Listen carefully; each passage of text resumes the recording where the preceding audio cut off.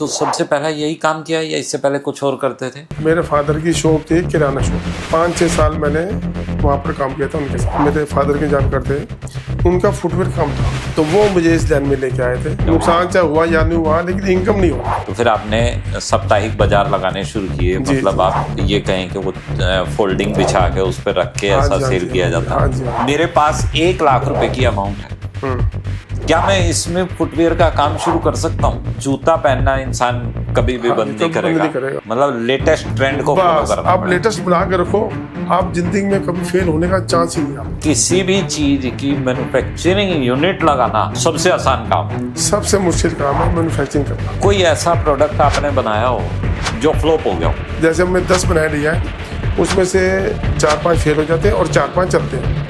अगर आपको कभी ऐसा लगे कि मुझे ये फुटवेयर लाइन छोड़नी है और दोबारा से काम शुरू करना है, तो क्या करना चाहेंगे? मैं ये लाइन छोड़ूंगा ही नहीं।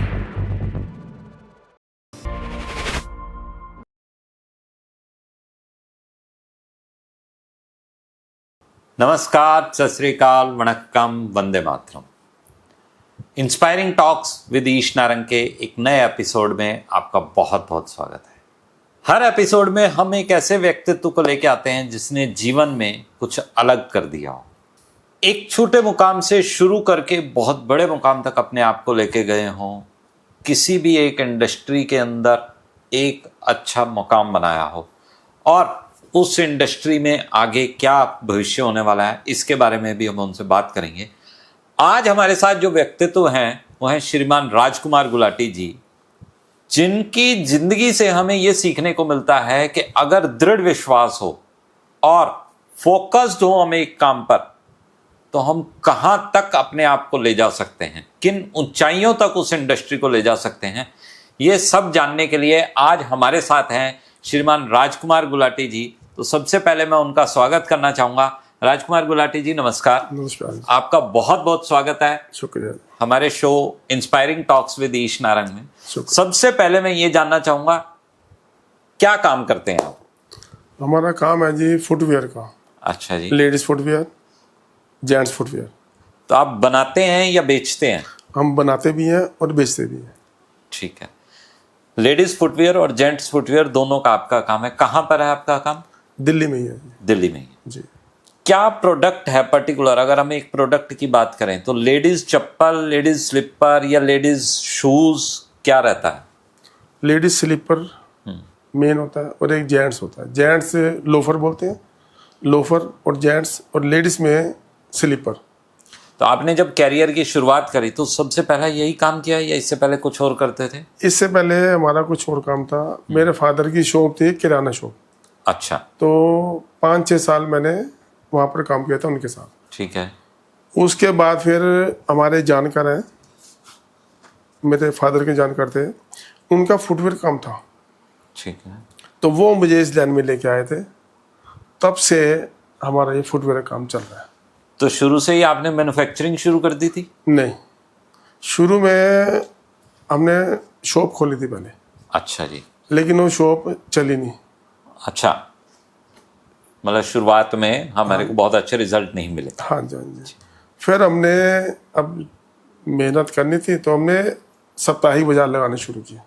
अच्छा जी। हमने कहा इसको छोड़ना नहीं है। हाँ। उन्होंने कहा था छोड़ो मत इसको, आगे चल के काम चलेगा आपका, थोड़ी मेहनत करो। हमने मेहनत की, साप्ताहिक बाजार लगाए, बहुत मेहनत की। उसके बाद वो चल गया काम। फिर हमने दुकान फिर दोबारा स्टार्ट की, वो दुकान चल पड़ी हमारी। तो शुरू में जब आपकी दुकान नहीं चली तो कुछ नुकसान भी हुआ था? हाँ, थोड़ा बहुत नुकसान हुआ।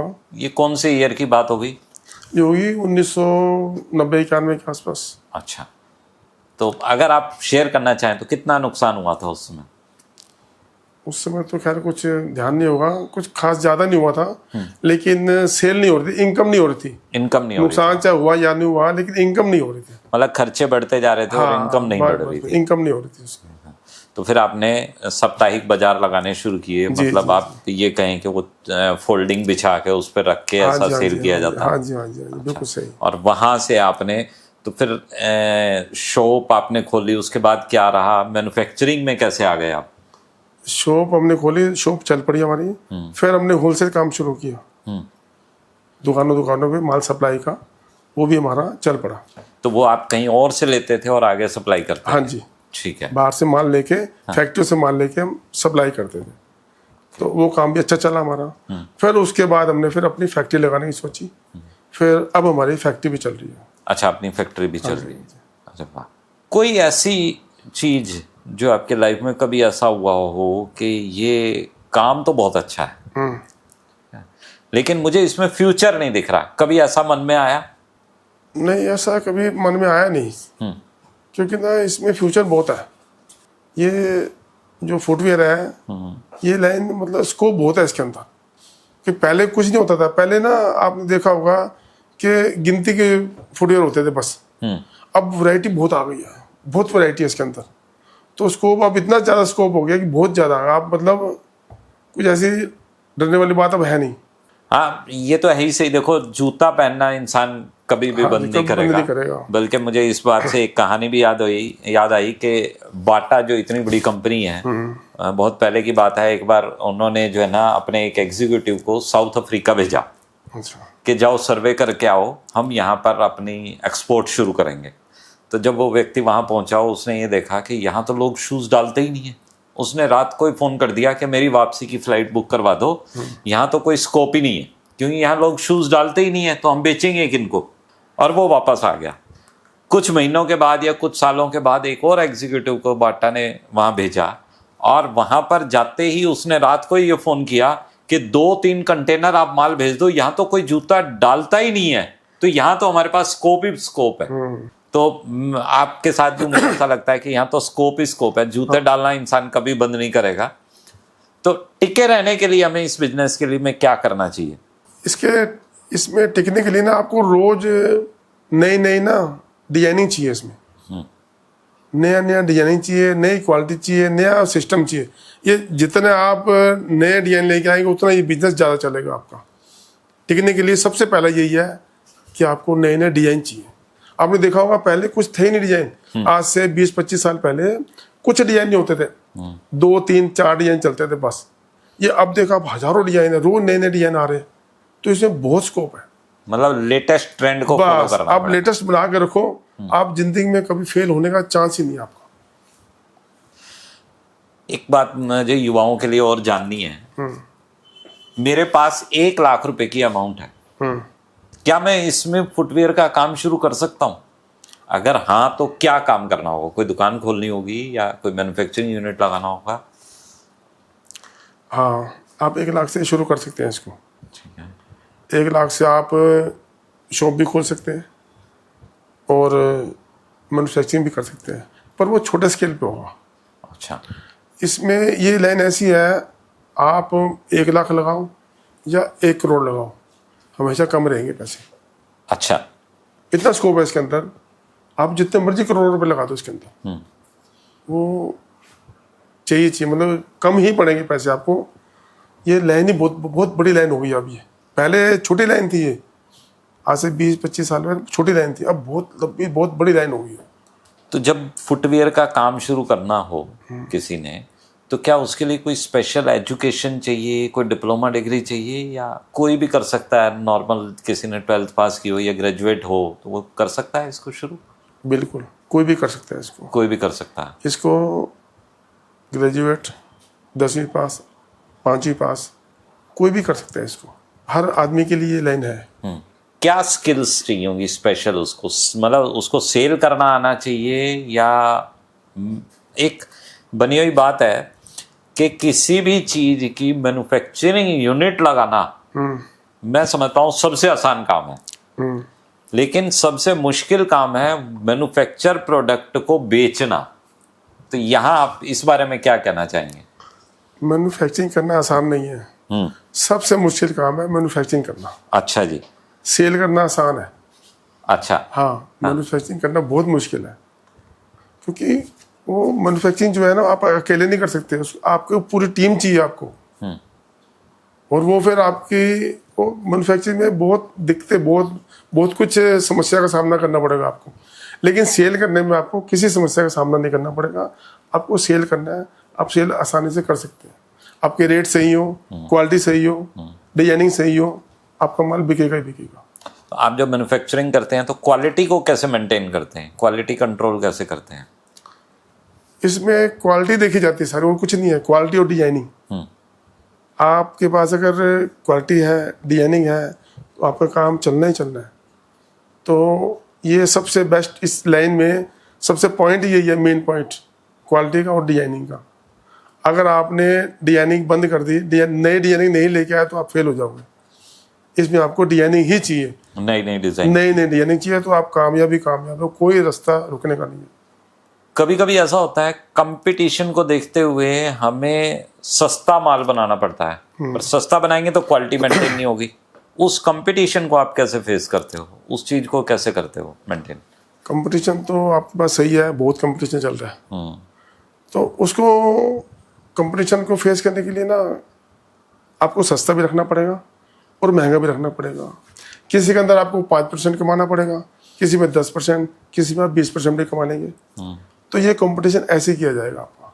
जो चीज़ आपको आपका कॉम्पिटिटर आ गया है, वो चीज़ आप उसका मार्जिन कम कर दो, वो आपकी चीज़ सेल हो जाएगी।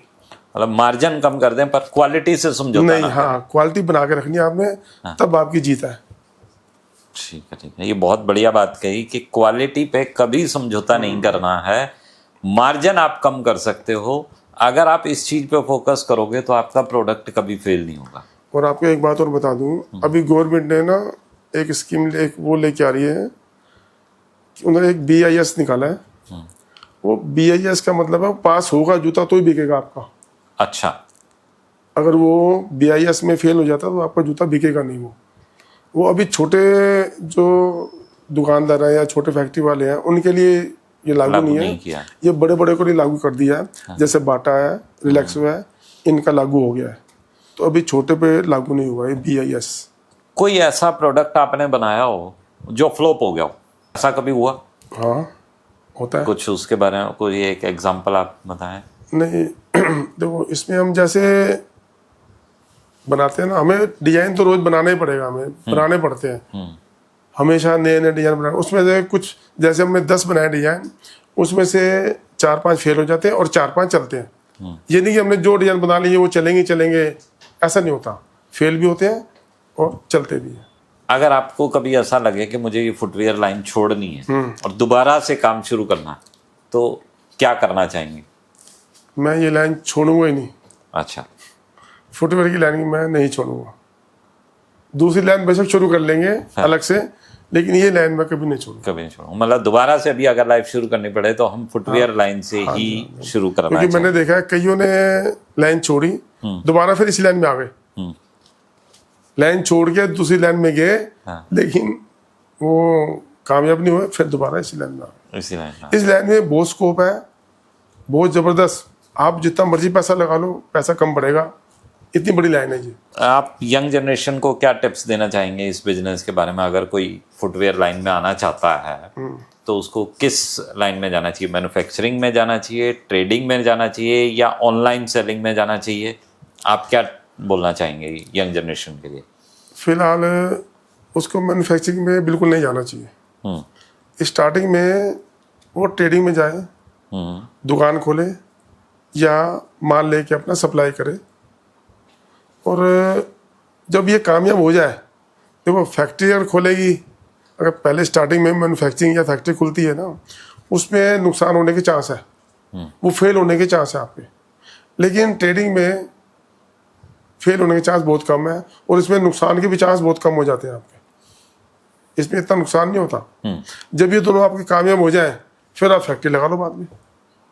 मतलब शुरुआत जो है वो ट्रेडिंग से की जाए, हाँ जी, उसके बाद मैन्युफैक्चरिंग में आना चाहें तो आ सकते हैं। बिल्कुल। और जैसे आपने बताया पहले भी कि ट्रेडिंग में बहुत ज़्यादा इन्वेस्टमेंट की जरूरत भी नहीं है। हाँ जी, हाँ तो जी। बहुत बड़ा नुकसान भी नहीं होगा। बिल्कुल। और हम बताते हैं, हम एक ना मंच बना रहे हैं भारत में। किसी को भी अगर दुकान खोलनी है या होलसेल काम करना है फुटवियर का, या फैक्ट्री खोलनी है या ऑनलाइन काम करना है, हम उनकी सहायता करेंगे। वो मंच उनकी सहायता करेगा। ये मंच बनने वाला है। अच्छा, तो उसमें आपके साथ फुटवेयर इंडस्ट्री के कुछ और लोग भी होंगे? हाँ जी, हाँ जी। पूरे भारत में कोई भी हमसे संपर्क कर सकता है। जब आप मैन्युफैक्चरिंग करते हैं, आप ऑनलाइन सेलिंग भी करते हैं? हाँ जी, हाँ जी, ऑनलाइन साइट्स को देते हैं? बिल्कुल बिल्कुल। ऑनलाइन पे हम मिंत्रा, फ्लिपकार्ट, अमेजोन, इन तीनों पे माल जाता है। तो आपका अपना ब्रांड है, किस ब्रांड से बेचते हैं आप? हाँ जी, क्या हमारा नाम है ब्रांड ब्रांड है, का? हमारा ब्रांड है ब्लाइंडर, ब्लाइंडर के नाम से। BLINDER, blinder. तो राजकुमार जी, कोई ऐसी बात आप जो युवाओं को बताना चाहें जो किताबों में नहीं मिलती, वो प्रैक्टिकल लाइफ से ही मिलती है सीख? प्रैक्टिकल लाइफ ये है कि आप अगर काम शुरू करते हैं तो आपको सबसे पहले कोई भी काम करें, ये नहीं फुटवेयर का काम करें, हिम्मत नहीं आनी है, हिम्मत बना के रखिए। कुछ अगर नुकसान होता भी है स्टार्टिंग में, तो ये नहीं आपको पहले दिन से फायदा होना शुरू हो जाएगा, ऐसा नहीं होता, किसी भी लाइन में नहीं है ऐसा। कोई नहीं, आप हिम्मत मत हारिए, उस लाइन को शुरू कीजिए। थोड़ा नुकसान होता है, थोड़ी और मेहनत कीजिए, वो एक दिन ऐसा आएगा कि आप उसमें सक्सेस हो जाएंगे। मतलब ऐसा कुछ नहीं है कि एक रात में कामयाबी मिल जाएगी। बिल्कुल नहीं, रातों रात कामयाबी वाली कोई बात नहीं नहीं मिलती, है। सब झूठा है, ठीक कोई है। नहीं मिलती। हाँ, समय लगेगा, परसिस्टेंसी चाहिए आपको, उस लाइन के ऊपर काम करना, उसकी नॉलेज लेना, ये सबसे ज्यादा जरूरी है। बिल्कुल बिल्कुल। और पहले आप कोई भी काम करें, स्टार्टिंग में इन्वेस्टमेंट कम से कम करें, ज़्यादा स्टार्टिंग में इन्वेस्टमेंट ज़्यादा ना करें किसी भी लाइन के अंदर। आस्ते आस्ते जैसे जैसे आप बढ़ते जाएं, वैसे वैसे इन्वेस्टमेंट बढ़ाते जाएं। उसी के प्रॉफिट में से हम री इन्वेस्ट करते रहे। उसके प्रॉफिट से भी कुछ अपना भी और लगा सकते हैं, हाथों मतलब साथ साथ लगाते रहे। एकदम से इकट्ठा पैसा कहीं मत लगाए, क्योंकि आजकल ना कमाना एक तरफ है, पैसे को बचाना एक तरफ है। बचाना वो भी एक बहुत बड़ी कला है, और कमाना वो भी एक कला है। तो बचाना सीखिए पैसे को। मतलब युवाओं के लिए आपका मेन संदेश ये है कि हम पैसा कमाना तो जरूरी है ही सही, उसके साथ में बचाना भी उतना ही जरूरी है। बिल्कुल, वो ज़्यादा इम्पोर्टेंट है बचाना। मैंने देखा है कि आजकल युवा जो है वो दिखावे में बड़ा यकीन करते हैं, और बचाने की बजाय खर्चने में यकीन रखते हैं। तो उनको आप क्या संदेश देना चाहेंगे? देखो, गलत है वो। आप दिखावा कर सकते हैं, आप पहले पैसा कमा लीजिए, पूरी जिंदगी पड़ी है दिखाने के लिए। तो दिखावा आप कभी भी कर सकते हैं, तो दिखावे की कोई उम्र नहीं है। पर सबसे बड़ा है, पहले पैसा बचाइए, उसको सेव करिए, फिर उसमें से जो बाद में दिखावा करते रहिए। चलिए, बहुत बढ़िया लगा राजकुमार जी आपसे मिलके। आपने इतने सारे अच्छे संदेश दिए, फुटवेयर इंडस्ट्री के बारे में बताया, और सबसे अच्छी बात मुझे ये लगी कि फुटवेयर इंडस्ट्री में आप एक ऐसा मंच बना रहे हैं जिसपे अगर कोई नया व्यक्ति, कोई युवा फुटवेयर इंडस्ट्री में काम शुरू करना चाहता है, ट्रेडिंग शुरू करना चाहता है, या ऑनलाइन बिजनेस शुरू करना चाहता है, आप उनकी ज़्यादा से ज़्यादा मदद करेंगे हर तरीके से। बिल्कुल। तो फिर भी उसको क्या इन्वेस्टमेंट कितनी लेके आनी पड़ेगी? कुछ इन्वेस्टमेंट तो उसको लानी पड़ेगी, कोई 50-60 हज़ार, 1 लाख या 5-10 लाख? देखो, 1 लाख से भी हो जाता है आजकल। 1 लाख कुछ नहीं है, आप समझते हैं। बिजनेस के लिए लाखों रुपए लगते हैं, करोड़ों रुपए लगते हैं, लेकिन 1 लाख कुछ नहीं है। स्टार्टिंग में 1 लाख से हो सकता है, पर आप जितना पैसे लेके आएंगे ना, उतना कम है। मैंने पहले ही बताया आपको कि स्टार्टिंग आप थोड़े से करें। मैं नहीं कहता कि आप ज़्यादा पैसा लगाएं, बिल्कुल ना लगाएं ज़्यादा पैसा। किसी के कहने पर भी ज़्यादा पैसा ना लगाएं, स्टार्टिंग थोड़े से करें। अगर एक काम आपका नहीं चलता, फेल हो जाते हैं, कोई बात नहीं, पैसा है आपके पास, दूसरे काम में लगा लें फिर। लेकिन पैसा इकट्ठा नहीं लगाना कभी भी। चलिए, बहुत बहुत धन्यवाद राजकुमार गुलाटी जी, आपका बहुत बहुत धन्यवाद। आप हमारे साथ आए, आपने अपना कीमती समय हमें दिया और इतनी सारी युवाओं के लिए टिप्स दिए।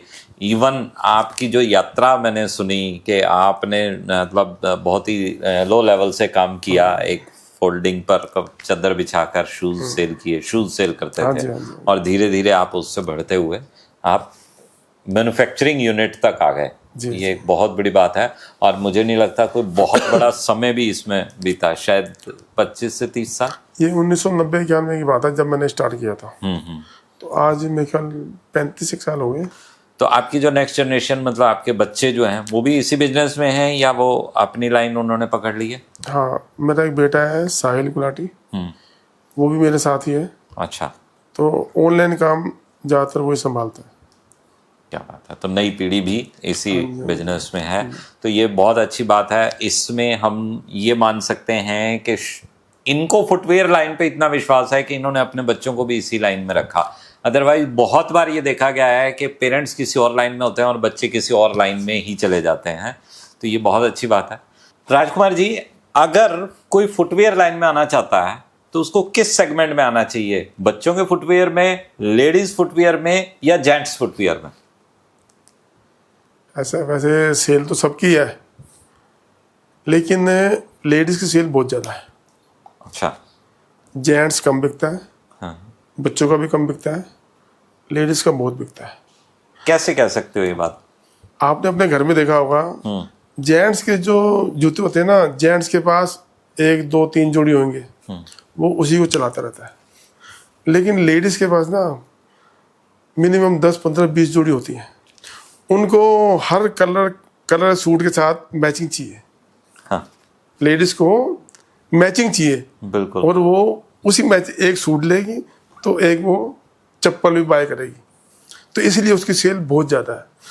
और आपने एक बात है, एक और क्या है कि आदमी सिर्फ कमाने के लिए है, वो खर्च करने के लिए नहीं है। अच्छा। खर्च सिर्फ लेडीज करती है। अरे वाह, क्या बात कही है। तो थैंक यू, धन्यवाद आपका, बहुत बहुत धन्यवाद राजकुमार गुलाटी जी, आप यहाँ आए। नमस्कार। तो दर्शकों, आज हमारे साथ राजकुमार गुलाटी जी थे, जिन्होंने हमारे को बहुत सारी अच्छी बातें बताई। तो ऐसे ही हमारे हर एपिसोड में हम नए व्यक्ति को लाएंगे, नई चीज़ें हमें सीखने को मिलेंगी। आज हमने फुटवेयर इंडस्ट्री के बारे में काफ़ी जानकारी हासिल की। आने वाले एपिसोड्स में हम कुछ और इंडस्ट्रीज से लोगों को लाएंगे, कुछ ऐसे लोगों को भी लेके आएंगे जिनके जीवन से बहुत कुछ सीखने को मिलता है। तो हमारा ये वाला एपिसोड आपको कैसा लगा, कमेंट्स में ज़रूर बताएं। आपको फुटवेयर इंडस्ट्री से रिलेटेड कोई भी क्वेश्चन हो, आपका कुछ जानना चाहते हो, तो आप कमेंट्स में वो क्वेश्चन पूछ सकते हैं। हम राजकुमार जी से पूछ के आपको उसका आंसर जरूर देंगे। हमारे इस चैनल को ज़्यादा से ज़्यादा सब्सक्राइब करें, शेयर करें लोगों के साथ, और हमारे साथ ऐसे ही बने रहें। आज के लिए बस इतना ही। थैंक यू, धन्यवाद, शुक्रिया।